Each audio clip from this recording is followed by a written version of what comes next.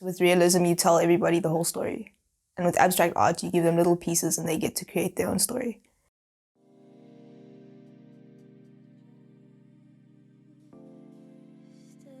Hi, I'm Kelly, but you can call me No Space Zone, and I'm an artist. I'm from Cape Town, and I started painting through school when I was about 4 years old. And then into junior school and then into high school was my major. No Space Zone is something that my dad used to say to me. It's actually tattooed on my arm as well. That's where it started. It means a safe space, like there's no space between us in the zone. And that's why I named it my art. I don't really find my inspiration from other artists in terms of, like, stylistically, definitely not. Jackson Pollock is a good one though, if I were to do style. He's an abstract artist, a lot of splattering and a lot of experimentation, which is very cool. But my inspiration does come from myself and my mental state. Because of the way that I paint, it's a conversation with myself constantly. And if I'm not in a good mental space, I can't create. I have to pull that inspiration from within or from something bigger than me. Because I'm very aware of the fact that I'm just a vessel when I'm painting, and I have to be in a good enough place mentally to hold that and to let, like, the art work through me. I think if people weren't able to create, they would go insane. And I think if people weren't able to view art or listen to art visually or musically, like, we would lose our minds. Like, I really would. And I think art's it's a language of its own. It's what happens. It's what connects people when words fail or actions fail. Because it's a form of expression, having something to link everybody together, even if you don't really know why. Like, yeah. I'm lucky enough to be a professional painter. So I sell paintings for a living and commissions. But I exhibited in First Thursdays, which was really cool. And I've had group exhibitions, but my biggest one is coming up now. It's my first solo exhibition. I sold a piece somewhere in America recently. So that was really cool. I'm getting there. Musically, definitely I have. Visually, no. And I don't think I ever will very intimately, because having somebody else's energy in my space and I'm creating, it throws me off. Because I'm talking to myself all the time when I'm painting. So having somebody else there in the conversation, like, it's not gonna work. But from a distance, sure. Like, I would love to collab with other creatives.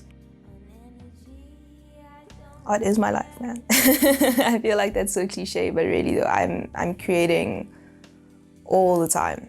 Like, even when I don't want to, I don't have a choice. Like, it's every second of every day I'm creating, whether it's musically or visually, it's all the time, to the point where it drives me crazy. But it's like I can't not create also, which would drive me more crazy.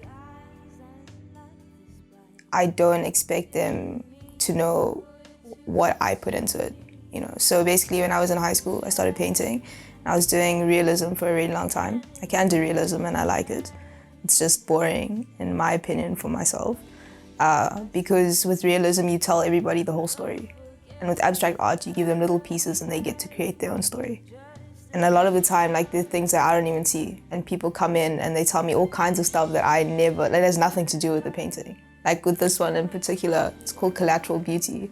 And somebody was coming to me and she was like, wow, she sees like a whole person and she sees like a whole mountain. And I was like, whoa, man, like, that's cool. Like, that's cool. It's kind of like abstract art allows everybody to have a blank canvas of their own.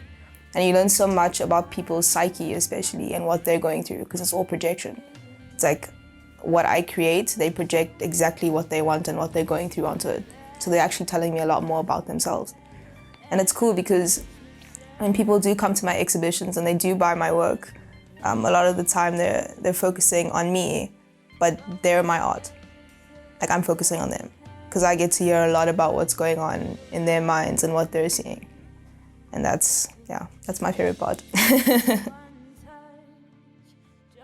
My process is a disaster at first, and that's my favorite part. I don't think when I paint, I let it tell me what it needs. So I start by making an absolute mess. I throw whatever colors I want, whatever materials I want. Like, I don't really use paint A lot of the time I use chemicals, I use spray, I use water, I use oil, everything.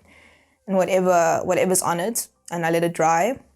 And usually overnight it becomes something completely different. And then I can start seeing the outlines of where it's going. And then it's just up to following the art piece. It's almost like the art piece was always there and I'm just uncovering it, as opposed to me putting something on a canvas.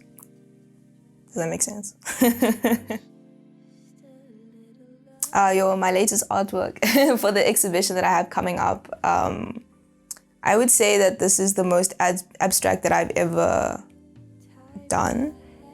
Definitely, it has a mind of its own. All my art pieces have a mind of its own, but this one, there's 7 of them in particular, it's completely, it has nothing to do with me. I had quite an experience on New Year's Eve coming into this year, and I had a little bit of a psychotic break.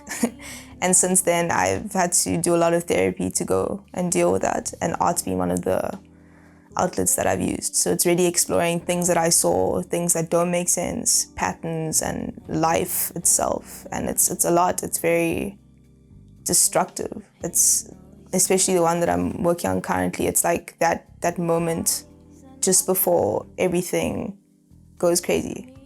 Like it's that almost moment that I'm trying to capture. But it's a lot of fun though. It's a lot of fun. There's kind of there was a crossover somewhere in terms of like audio and visuals in my brain. So even now that I have a different name for my visual art, eventually it will be one thing, because it is one thing for me. My music wouldn't exist if I wasn't painting, and the other way around. My end goal of my art. I'm very interested in creating shows, so I make music as well.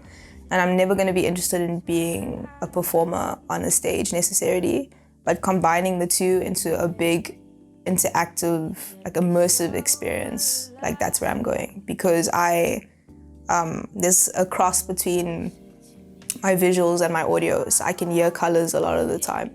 So for me, it's giving somebody or people access into my mind. Like I want to give them something musical, and then I want to give them something visual to go with it, so they understand exactly what I'm seeing and what I'm hearing, which is pretty cool.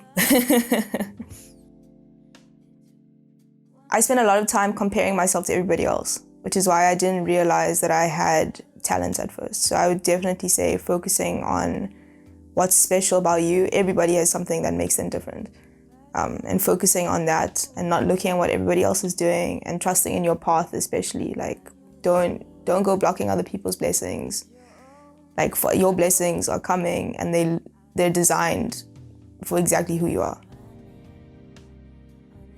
You can find me on Instagram, and I have a website.